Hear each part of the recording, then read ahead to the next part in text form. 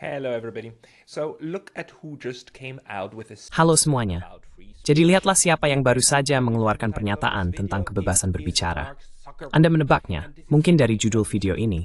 Itu adalah Mark Zuckerberg. Dan ini adalah sesuatu yang bisa kita sebut sebagai efek Trump, saya kira. Hanya beberapa hari sebelum pelantikan presiden yang sangat pro kebebasan berbicara, sekarang kita melihat pergerakan di dunia teknologi. Setelah Elon Musk, untuk waktu yang lama, menjadi juara kebebasan berbicara, dengan catatan pada pernyataan itu, tampaknya sekarang tulisan di dinding semakin jelas bagi yang lain juga. Jadi pernyataan dari Tuan Zuckerberg ini tentu saja layak mendapatkan banyak perhatian, karena dia memiliki Facebook, Instagram, dan beberapa situs media sosial lainnya. Jika dia mendukung kebebasan berbicara, dan penting bagaimana dia mendukungnya, ini mungkin juga berdampak pada platform lain. Jadi, mari kita bahas. Dia memberikan kita kapois, tim namin sekarang gidanat o masabiadok noong pics, the Twitch.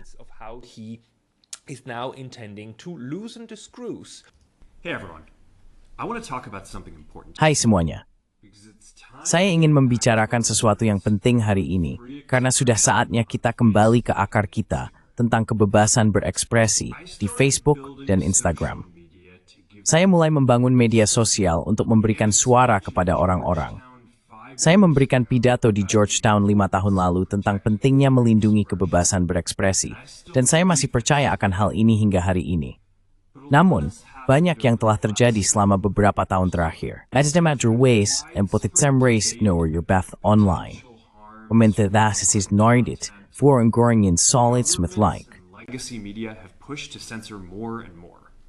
A lot of this is clearly political, but there's also Banyak dari ini jelas bersifat politis, tetapi ada juga banyak hal buruk yang benar-benar ada di luar sana. Narkoba, terorisme, eksploitasi anak. Ini adalah hal-hal yang kami anggap sangat serius, dan saya ingin memastikan bahwa kami menanganinya dengan bertanggung jawab. Jadi kami membangun banyak sistem kompleks untuk moderasi konten. Tetapi masalah dengan sistem kompleks adalah mereka membuat kesalahan. Bahkan jika mereka secara tidak sengaja menyensor hanya 1% dari postingan, itu berarti jutaan orang. Dan kami telah mencapai titik di mana terlalu banyak kesalahan dan terlalu banyak sensor. Pemilu baru-baru ini juga terasa seperti titik balik budaya menuju kembali memitaskan kebebasan berbicara. It's quite interesting how he's trying to frame this. Sangat menarik bagaimana dia mencoba menggambarkan ini sebagai sesuatu yang telah berkembang, yang jelas diamati, tetapi sekarang menjadi tidak terkendali. Sensor setelah file Twitter. Setelah kita tentu saja harus belajar dalam banyak cara, terutama selama pandemi corona, pemerintah sudah sangat mempengaruhi sensor di balik layar, di platform media sosial. Dan bagaimana kebebasan berbicara benar-benar dibatasi. Maksud saya, di YouTube, tempat Anda menonton ini sekarang, Simate, dan di platform Liswog di mana Fras the New terdapat webmo channeling, Master Dub Forbes anymore, even in the United States. So this now he of course brings it. Jadi sekarang, dia tentu saja membawanya ke tingkat politik. Maksud saya, ini adalah sesuatu yang jelas diinginkan dan dicari oleh pemerintahan Biden, dan sebagian besar perusahaan teknologi besar. Kebanyakan dari mereka, beberapa tidak, tetapi sebagian besar mengikuti. Dan yang mencoba mengambil jalur lain dihentikan. Ingat saja apa yang terjadi pada Parler setelah 6 Januari, 4 tahun lalu. Jadi sensor yang kita lihat selama 4 tahun ini jelas terkait, sepenuhnya terkait dengan kepresidenan Biden. Dan tampaknya Tuan Trump sekarang sedang memperkenalkan beberapa bentuk pemahaman baru tentang apa yang seharusnya stabil dan apa yang tidak. Some form of new understanding of what should be stable and what not. So we're going to get back to our roots. Jadi, kami akan kembali ke akar kami dan fokus pada pengurangan kesalahan, gejejami, dan memulihkan kebebasan berekspresi di platform kami. Lebih spesifiknya, inilah yang akan kami lakukan. Pertama, kami akan menghapus pemeriksa fakta dan menggantinya dengan komunitas abulis yang mirip dengan yang ada di X, dimulai di Access. Terima kasih. Thank you. Thank you. Fact checkers are the dumbest. Terima kasih. Pemeriksa fakta adalah ide paling bodoh dan mengerikan serta Orwellian yang diciptakan oleh orang-orang di kantor untuk menjual gagasan bahwa ada orang yang tahu fakta sebenarnya dan yang lain tidak. Dan kami telah mengeluh tentang ini selama bertahun-tahun. Kami telah mengejeknya selama bertahun-tahun. Tetapi kita semua masih menderita sekarang dari orang-orang yang menyebut diri mereka pemeriksa fakta dan yang seringkali bahkan tidak memiliki gelar universitas yang layak. Maksud saya, orang-orang tanpa gelar master yang kemudian masuk ke jurnalisme dan menyebut diri mereka pemeriksa fakta dan bahkan memiliki keberanian untuk merendahkan peneliti di universitas. And medis en memberiter membanda, ada mentokanis Dr. Medis X, mogi preferring class, dan karenanya perlu dihapus. Says is misinformation and therefore needs to be purged. Let's remember that. I mean, that was the legacy of this. Mari kita ingat itu. Maksud saya, itulah warisan dari kegilaan corona ini, bukan? Ide dari para pemeriksa fakta ini, dan ini sudah menjadi sangat tidak terkendali. Jadi, terima kasih Mark Zuckerberg. Ini adalah langkah yang baik. Catatan komunitas untuk benar-benar menambahkan konteks adalah bentuk yang jauh lebih baik dalam mencoba menciptakan ruang informasi di sekitar informasi yang mungkin salah atau menyesatkan, bukan? Dan itu adalah sesuatu yang didukung oleh Twitter, like X, dan there's Facebook dan Instagram, which is seming. Facebook and Instagram are going to pick that up. After Trump first got elected in 2016, Setelah Trump pertama kali terpilih pada tahun 2016, media arus utama terus-menerus menulis tentang bagaimana misinformasi merupakan ancaman bagi demokrasi. Kami berusaha dengan itikat baik untuk menangani kekhawatiran tersebut tanpa menjadi penentu kebenaran. Namun, pemeriksa fakta terlalu bias secara politik dan telah menghancurkan lebih banyak kepercayaan daripada yang mereka bangun, terutama destroyed more trust than they've created, especially. Yes, they have. I mean, most of us. Ya, mereka sudah. Maksud saya, kebanyakan dari kita di YouTube khawatir bahwa semakin banyak konten akan hilang, bukan? Ini setidaknya adalah salah satu kekhawatiran serius dan jujur saya. Tapi tampaknya ada sesuatu yang sekarang telah berubah. Gagasan tentang pemeriksa fakta dan penentu kebenaran, seperti yang dia katakan dengan benar, adalah sesuatu yang sangat merusak. Saya senang melihat bahwa Mark Zuckerberg sekarang benar-benar bergabung dengan gerakan anti-sensor. Board with the anti-censorship movement. In the US. So over the next couple of months, we're going to phase in. Jadi selama beberapa bulan ke depan, kami akan memperkenalkan sistem catatan komunitas yang lebih komprehensif secara bertahap. Kedua, kami akan menyederhanakan kebijakan konten kami dan menghilangkan sejumlah pembatasan pada topik seperti imigrasi dan gender yang tidak sesuai dengan wacana arus utama. Apa yang dimulai sebagai gerakan untuk lebih inklusif semakin digunakan untuk menutup pendapat dan mengucilkan orang dengan ide yang berbeda. Dan ini sudah terlalu jauh. Line before enyund, with a step gameru kicksnen and fill with the grams. Leth platform 4. Share their beliefs and experiences on our platforms. Third, Definitely. Ketiga, tentu saja, efek Trump. Sekarang sudah boleh lagi memiliki ide-ide konservatif, memiliki pendapat konservatif dan menyuarakan pendapat tersebut. Sangat membingungkan bahwa di bawah seorang Demokrat, penyensoran meningkat begitu dramatis. Sebelumnya tidak sempurna, tetapi benar-benar tidak terkendali di bawah pemerintahan Biden. Under the Biden administration. we're changing how we enforce our policies. Kami mengubah cara kami menegakkan kebijakan kami untuk mengurangi kesalahan yang menyebabkan sebagian besar penyensoran di platform kami. Dulu kami memiliki filter yang memindai setiap pelanggaran kebijakan. Sekarang, kami akan memfokuskan filter tersebut untuk menangani pelanggaran ilegal dan dengan tingkat keparahan tinggi. Untuk pelanggaran dengan tingkat keparahan rendah, kami akan mengandalkan laporan dari seseorang sebelum kami mengambil tindakan. Masalahnya adalah filter tersebut membuat kesalahan, dan mereka menghapus banyak konten yang seharusnya tidak dihapus. Jadi dengan mengurangi intensitasnya, kami akan secara dramatis mengurangi jumlah penyensoran di platform kami. Kami juga akan menyesuaikan filter konten kami untuk memerlukan kepercayaan yang jauh lebih tinggi sebelum menghapus konten. Kenyataannya adalah, ini adalah sebuah kompromi. Artinya, kami akan menangkap lebih sedikit hal buruk. Amazing. Kami magsimi jumalstantu at wherever the tis banal, impors, scare routines and fee. Posts and accounts that we accidentally take down. Fourth, And what he just said here, I believe him this. I mean, Dan apa yang baru saja dia katakan di sini, saya percaya akan hal ini. Maksud saya, kita sering beranggapan bahwa ketika sesuatu dihapus dari YouTube dan sesuatu dihapus di Facebook atau Instagram, itu adalah tindakan sensor yang menekan. Namun seringkali, itu adalah filter yang secara otomatis menghapus sesuatu, dan mereka terlalu sensitif. Saya melihat ini di saluran saya sendiri, dengan orang-orang yang berkomentar bahwa beberapa komentar telah dihapus, beberapa telah disensor, dan kayaknya. Faktanya adalah, pada sebagai komentar saja ini, harus terus mengaktifkan sistem penyaringan otomatis, nanti tidak punya waktu untuk memeriksa semua semua pokok di semua. The comments myself, and there are some really, I mean, not just like. Dan ada beberapa, maksud saya, bukan hanya pendapat yang keterlaluan, tetapi juga semua penipuan uang seperti klik di sini untuk berinvestasi dan lain-lain. Atau jenis penipuan lain yang jelas ketika dua orang tampaknya berinteraksi satu sama lain. Tetapi jelas itu hanya cara untuk memancing pembaca agar mengklik tautan dan kemudian menipu mereka dengan satu cara atau lainnya. Dan hal semacam itu, tentu saja, bukan bagian dari kebebasan berbicara. Itu adalah bagian dari apa yang perlu dengan satu cara atau lainnya disaring.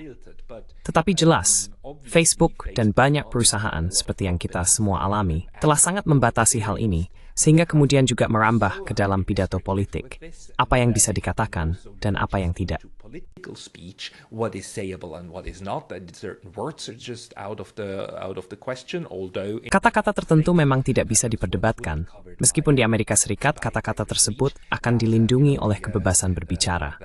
Anda tahu, selama corona, efektivitas vaksin corona tidak bisa dipertanyakan di YouTube dan sebagainya. Karena ini akan memberi Anda peringatan dan hal-hal semacam itu. Dan di Facebook, komentar-komentar ini akan dihapus. Itulah bagian yang mengkhawatirkan dari kebebasan berbicara. Namun pada saat yang sama, ya, situs media sosial secara sah, mau hanya dengan umpan berbahaya, tetapi juga posting berbahaya, yang bahkan berpotensi ilegal. Bun. that are even potentially illegal, right? I mean, just think of any kind of post that would. Maksud saya, coba pikirkan tentang jenis postingan apapun dengan konten pedofilia atau konten ilegal lainnya. Bukan pidato, tetapi tautan ilegal ke situs kriminal, yang jelas perlu dihapus dengan cara tertentu. Jadi, ada garis pembatas yang sah antara kebebasan berbicara dan konten ilegal yang kemudian diposting, dan di mana platform ini digunakan. Namun, masuk akal bahwa Mark Zuckerberg dan perusahaannya sekarang mencoba untuk lebih condong ke sisi kebebasan berbicara, yang jelas merupakan sesuatu yang tidak mereka lakukan sebelumnya. Mereka mencoba untuk menyesuaikan diri sedekat dan senyaman mungkin dengan tuntutan sensor dari pemerintah AS dan Uni Eropa, juga omong-omong. The US administration and of the European Union too, by the way. We're bringing back civic content. Kami akan mengembalikan konten kewarganegaraan. Untuk sementara waktu, komunitas meminta untuk melihat lebih sedikit politik karena membuat orang stres, jadi kami berhenti merekomendasikan postingan ini. Namun, rasanya kita berada di era baru sekarang, dan kami mulai mendapatkan umpan balik bahwa orang ingin melihat konten ini lagi. Jadi, kami akan mulai memasukkan kembali ini ke Facebook, Instagram, dan Threads, sambil berusaha menjaga komunitas tetap ramah dan positif. Kue, kami mukul dinarin tinem sematsins, sekian puisi Korea di California, dan tinjauan konten kain segur atas akan berbasis di Texas. Our US-based content review is going to be based in Texas. This is probably the most interesting. Ini mungkin langkah paling menarik untuk memungkinkan sekali lagi kebebasan berbicara.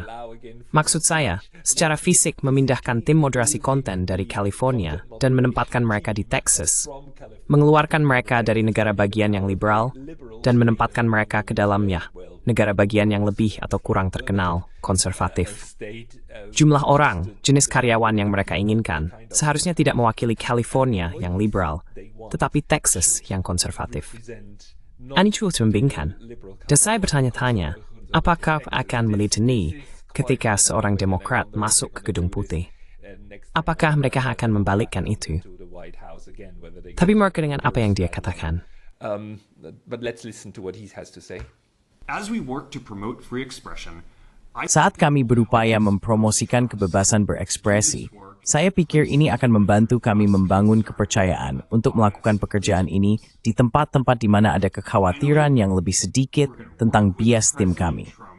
Akhirnya, kami akan bekerja sama dengan Presiden Trump untuk melawan pemerintah di seluruh dunia yang menargetkan perusahaan Amerika dan mendorong sensor lebih banyak. AS memiliki perlindungan konstitusional terkuat untuk kebebasan berekspresi di dunia. Eropa memiliki semakin banyak undang-undang yang menginstitusionalisasi sensor dan membuatnya sulit untuk membangun sesuatu yang inovatif di sana. Negara-negara Amerika Latin memiliki pengadilan rahasia yang dapat memerintahkan perusahaan untuk diam-diam menghapus sesuatu. China telah menyensor aplikasi kami sehingga bahkan tidak dapat berfungsi di negara tersebut. Satu uitsingnya Chevmarin Churiting Growth and just Windle Letters to Forward implement S. Is with the support of the US government. Now, I am very conflicted on this point. On the one hand, he's absolutely right. I mean, Sekarang, saya sangat bingung tentang hal ini. really crazy laws. Di satu sisi, dia benar sekali. Maksud saya, Uni Eropa dan Inggris sekarang memiliki undang-undang yang sangat aneh yang memungkinkan mereka untuk menyensor atau menuntut perusahaan menghapus konten. Dan memang benar bahwa Amerika Serikat dengan amandemen pertamanya mungkin dari semua yurisdiksi yang bisa saya pikirkan memiliki perlindungan kebebasan berbicara yang paling kuat. Amandemen pertama adalah contoh perlindungan yang sangat baik untuk memastikan bahwa ini adalah salah satu landasan dari seluruh sistem politik Amerika Serikat. Negara-negara lain, seperti Swiss, Jerman, dan Uni Eropa di tingkat uni, tidak memiliki prinsip yang sekuat itu, meskipun kebebasan berbicara adalah prinsip fundamental dari sistem politik mereka. Ini tidak tertanam dalam pengaturan konstitusional mereka dengan cara yang sama seperti di Amerika Serikat. Constitutional setup in the same way as it is in the United States. Now, while that is a good thing, and Sekarang, meskipun itu adalah hal yang baik, dan saya mengucapkan selamat kepada Tuan Zuckerberg karena ingin memenuhi janji-janji konstitusi AS dan mengembalikan kebebasan berbicara ke platformnya. Pada saat yang sama, apa yang dia tunjukkan juga masih merupakan gagasan mesianik bahwa cara kita melakukan sesuatu adalah yang terbaik. Jadi jika China melakukannya secara berbeda atau tempat lain di dunia memiliki nilai yang berbeda, maka kita perlu melawan nilai-nilai tersebut dan memaksakan nilai kita. Meskipun dalam hal ini, saya sebenarnya setuju dengan nilai-nilai tersebut. Saya tidak setuju dengan gagasan bahwa adalah peran Amerika Serikat untuk memaksakan sistem nilainya, baik yang liberal maupun konservatif ke seluruh dunia. Sekali lagi, saya berada di pihak orang-orang yang mendukung apa yang mereka lakukan. The visible turn demaman AS cuma menjangkau setiap sudut dunia dan memaksakan cara berpikir dan memahami tool befasyonawan to clear-hand.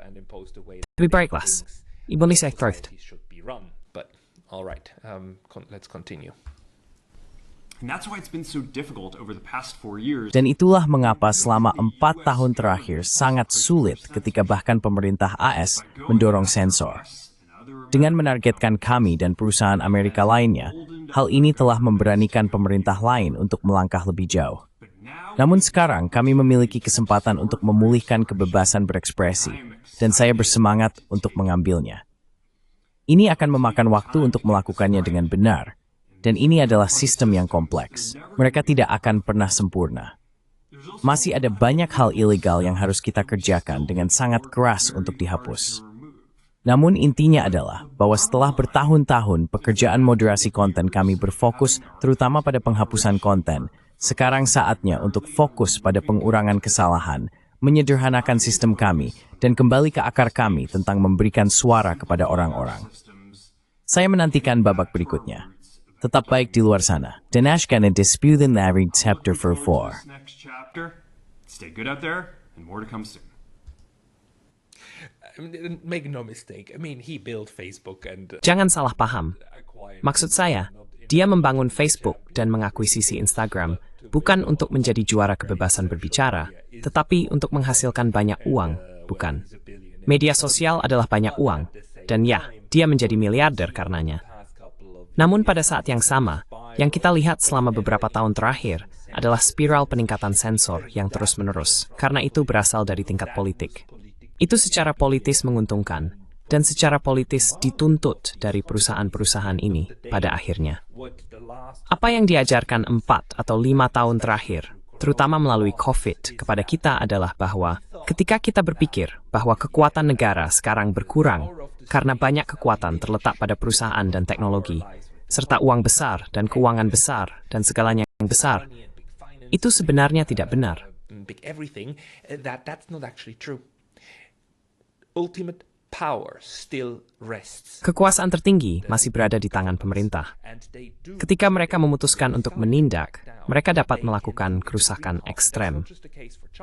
Dan itu bukan hanya kasus di China, di mana China memutuskan untuk menindak industri gamenya sendiri dan sebagainya.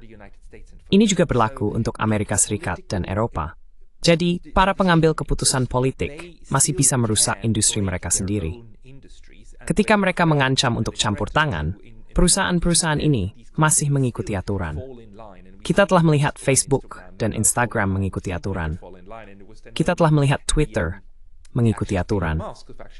Hanya tindakan Elon Musk yang sebenarnya membeli seluruhnya dan mengubah dari dalam, serta memulai pertarungan dengan pemerintahan Biden, dan akhirnya mendukung Donald Trump, yang entah bagaimana mengubah keadaan di beberapa platform.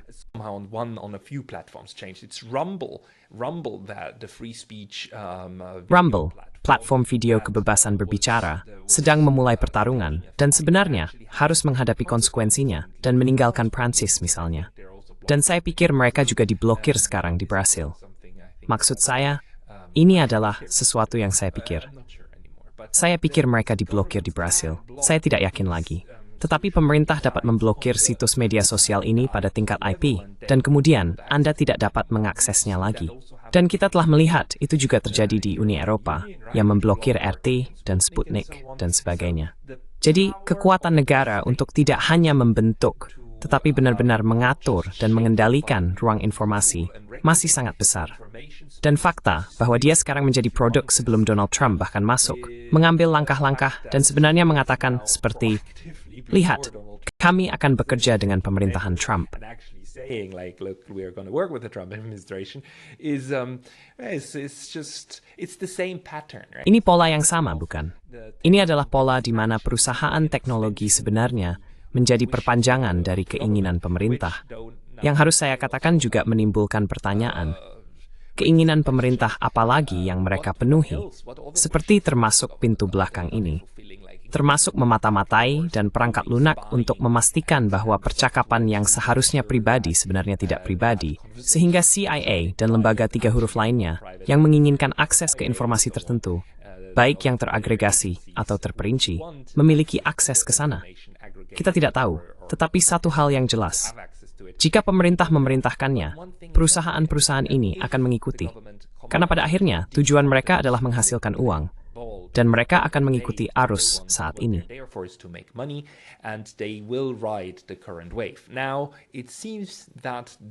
Sekarang, tampaknya kemunculan kembali Donald Trump dan pemerintahan Trump yang baru membawa kembali lebih banyak kebebasan berbicara. Saya tidak tahu apakah ini akan bertahan. Dan kita juga tahu bahwa pemerintahan Trump memiliki pendapat yang sangat kuat. Misalnya, ketika menyangkut Israel. Maksud saya, apakah sensor akan meningkat pada topik Israel adalah tebakan siapapun. Maksud saya, yang kita tahu sekarang adalah jika pemerintahan Trump memberitahu perusahaan-perusahaan ini untuk memblokir konten tertentu, mereka mungkin akan melakukannya. Dan perusahaan-perusahaan ini sangat pandai dalam berbicara ganda. Mereka benar-benar hebat dalam berbicara dari kedua sisi mulut mereka ketika menjual ide kepada Anda bahwa di satu sisi, mereka mendukung kebebasan berbicara, tetapi di sisi lain, mereka hanya menyebut hal-hal dengan nama lain.